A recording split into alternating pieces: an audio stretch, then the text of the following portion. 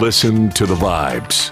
Welcome, everyone, to another episode of Vibes, and I'd love to welcome here Jim Carlough, who is an author, a speaker, and a transformative leader in both healthcare and technology. So we're going to get to know him today, have a great conversation. Jim, tell us a little bit more about you. Well, first, Kyle, I want to thank you for having me on your show today. My pleasure. It's been a real pleasure. I have listened to a couple of your other podcasts and understanding your audience. I think that where I'm coming from, for those that are entering into management or are in management and are struggling with managing people, I can help them. Most business schools and most leaders out there are very technically savvied about the things that they work on or do. However, what I have found in my 30 plus years of my career is that many of them don't have the humanizing aspect of management. And that's what I try to bring to leaders. And so for the last 25 years, I've been mentoring a number of people on and off. And I have found that consistently they struggle with some of those aspects. In fact, I'll even admit that when I was a first time manager, I was horrible. I mean, nobody gave me a book and said, here, you need to understand these key principles. And so that's what I've put together. I call them the 6 pillars of effective leadership. And really, it's a roadmap to help people who are either new to managing people or have been managing people but struggle at times with either difficult conversations and or their speech resonating with their teams. So I have built some very high performing teams in my career, and they all have some common trends to them, and it really comes down to those 6 pillars that I talk about. When you're talking about leadership and the human aspect, what exactly are you talking about? So one of the first things that I learned about in my career was integrity. And one of the things that drives trust with employees more than anything else is integrity. If they can't believe in their leader, or they believe their leader is misleading them, or not always going down the center of the roadway and not wavering one side or the other, you will not have loyalty with your team. You won't have the team's commitment, and you won't have their support. And in fact, these teams typically tend to have a higher turnover ratio than others where there's more camaraderie. There can still be a lot of competitiveness, but where there's also integrity. And so to me, integrity is non-negotiable. And if I'm going to be using integrity as the driver for the way I influence and manage people, I would expect my employees and team members to have integrity in return. And I'll give you an example in the real world.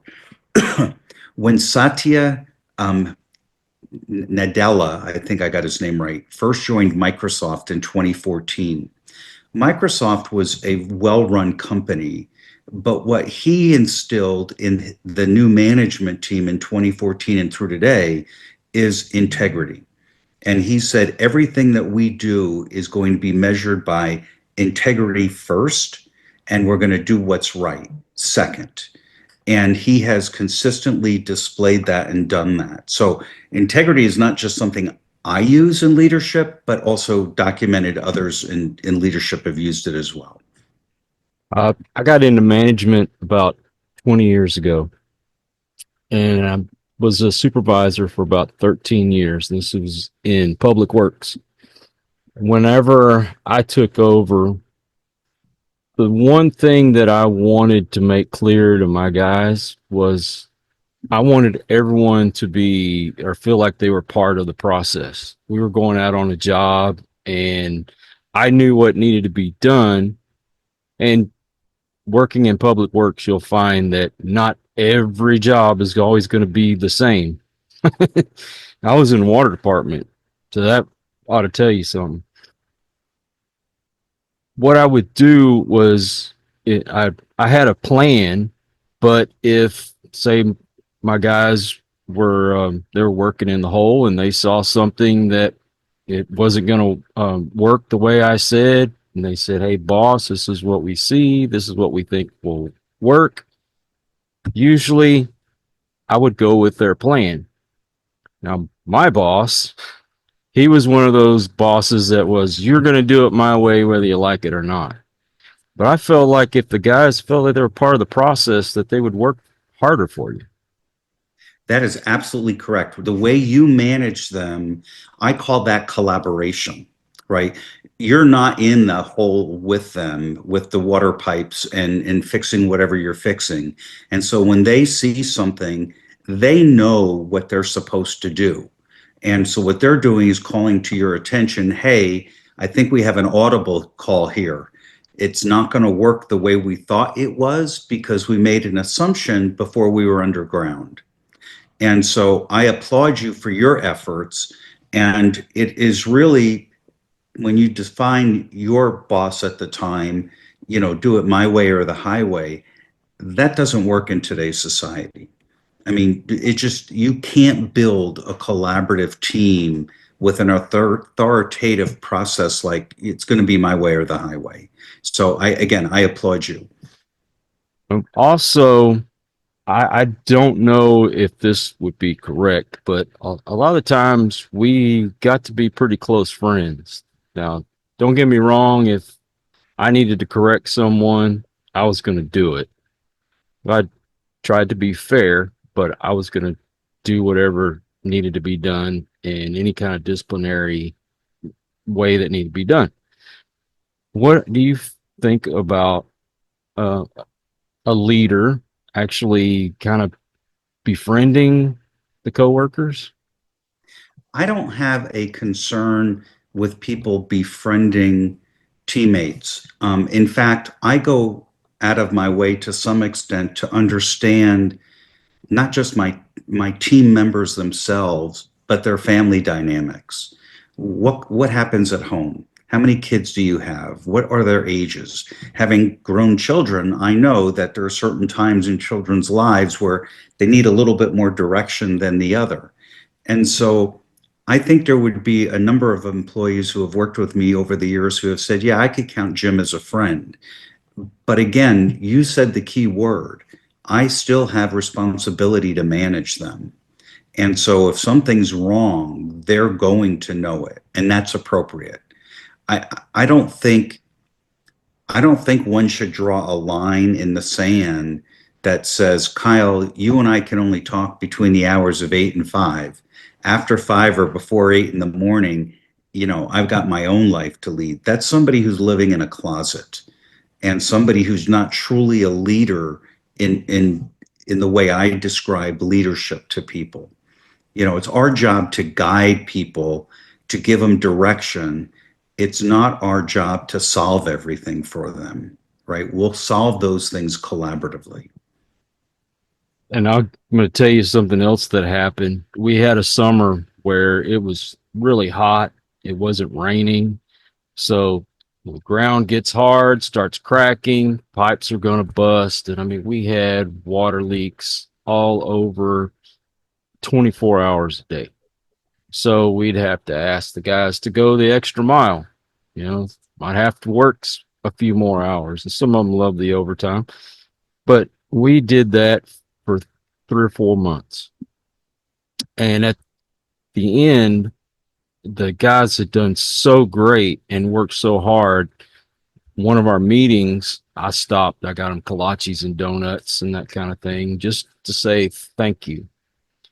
So we had our meeting, and man, they were coming up and they were like, thanks, boss. Appreciate it. That kind of thing. And like, no, I appreciate you.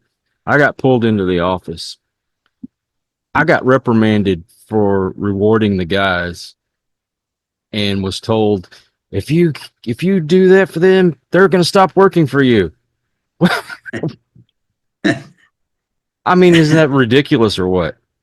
I would say that's ridiculous. I often used to bring donuts or bagels in on a Friday routinely. just to say thank you and to say, hey, I appreciate you. And that's what you're doing. Um, Again, leaders who have a closed-minded outlook on life or think that that's going to lead to laziness, I, I think all the studies prove otherwise. I've even gone to people on a Friday or a Tuesday, or if I know you're having a bad day, if I sense something's wrong in your world, I'm going to ask you if everything's okay. And if you've been busting your butt and there's something going on at home, I'm going to say, Kyle, I want you to take the rest of the day, go home and focus on that. Don't take it as time off. You mark your time as you worked, but that's my gift to you. I'm going to help you out today. And that goes a long way with people. Just as bringing them donuts or recognizing the fact that they busted their tail for 4 months. I mean, people want to be appreciated. Yeah. They want to hear thank you. And you can't build that type of team if you can't show compassion or empathy, which are two very different things, but make yourself a human with them. And that's what I talk about when I mean the humanizing side of managing people. It's fairly complex, and not everybody's going to have an advanced degree in psychology, and I certainly don't. But you learn over the years what works with managing people and where are your struggles. And again, as I said earlier, when I was a first-time manager, I didn't know what compassion or empathy was, and I had to develop it. And I demonstrate it quite often. But the reality is, there's a lot of people out there who struggle with those things, and trying to learn them and understand them. What's been the worst case that you've ever had to come in and fix? The worst case I ever came in and to fix was a privately held company where the owners were a husband and wife team, and they were underperforming and losing customers. Their renewal retention rate was under 70%, and they wanted to sell the company and to get out. And the owners of the company said, you need to come in here and fire everybody. And I said, fire everybody? I think I need to assess everybody before I fire them. And the owner was quite adamant that he wanted everybody fired. I didn't fire but one person. The rest of the people, I committed to them that we were going to fix the things that were wrong. In less than 6 months, we had our renewal rate from below 70% to 90%. We had people who had not been selling in 2 years selling again and loving their job. Turns out it was the leadership, the management, that was driving people into the dirt and making them feel like they weren't part of something bigger that they had faith in. And so the same people that I was told I needed to fire were now having a blast at work, working their tails off. The numbers are going up, and they're going up at a very fast clip, especially if you get your renewal business above 90%. It's not that you're printing money, but the reality is at below 70%, you can't sell enough to make up for that. So you've got to fix both things. And so we fixed both things. And at the end of the day, the owners still weren't happy because they wanted it done a specific way. And I ultimately fixed it to a point where the owners who had owned those responsibilities previously, it made them look bad. Wow. But that's unfortunate. My job was to come in and fix it, which I did. That in that situation, I got a lot of pushback, and it got to the point where I said, "This is not going to be a healthy relationship." And this was after a couple of years, and I watched them slowly pull back the reins on trying to sell the company, and some of the leadership that they brought in to fix the things that they could never fix started to get released for no reason at all. We had a COO that was a Wharton graduate, very, very smart woman, very, very smart. One day she came in, owner said, today's your last day, just like that. And Wow. and I said, I don't want to be in that position. So I decided that when that happened, I said the tea leaves are telling me that there's a storm brewing, right? So I need to do something. And in fact, before I I would imagine that I probably had a 6 month lead time before they would have said it was time for me to leave. But I ended up within 60 days having something else to go to. So when I talk to folks like you, one of the things I want the listeners to know is who are you to your core? So what sets you apart from others that do similar things that you do? I think what sets me apart is I've learned that it's very important to understand people and that I can help make a difference in their lives. And I'll give an example. Everybody today, the world is crazy with performance reviews. And we do performance reviews, but we also set goals for the next year. And one of the goals I always ask people is, what personal goal do you have for the next year that's not related to your job? And we put that in your performance review as a goal for you and I to work on in the next year. That could be getting on the board of a nonprofit association. It could be, getting a volunteer program for the department going. It could be anything, but something that you personally want to achieve, and I will help you achieve that. And so that also is something that typically HR people will say, "Oh, wait a second, that doesn't have anything to do with the job." Well, it has a lot to do with the job. If you're happy outside of work and you're accomplishing personal goals at the same time with the help of coworkers, you're going to be more committed. Do you have a website? I do. My website is very easy. Well, if you can spell my name, it's very easy. It's www.jimcarlough, and Carlough is CARLOUGH.com. And people can reach me there. I still mentor people. I have a book that you can purchase there on the pillars that we've just talked about. And if you want to reach out to me for a conversation, I'd be glad to talk to any of your listeners. I, I'm assuming you have social media.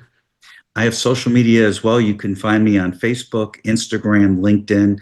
The nice thing about my name is there's not many of us out there with the name of Carlough. Now, ironically, there is a Jim Carlough in healthcare in the United States, but he's not related to me at all.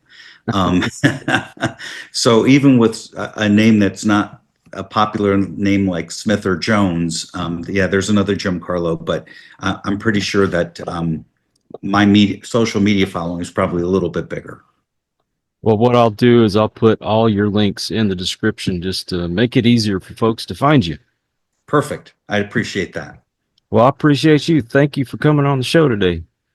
Well, thank you for having me, Kyle. And again, if you ever want to have another chat, just give me a ring. I'd be more than happy to chat with you. This has been fun. I'd love to have you back.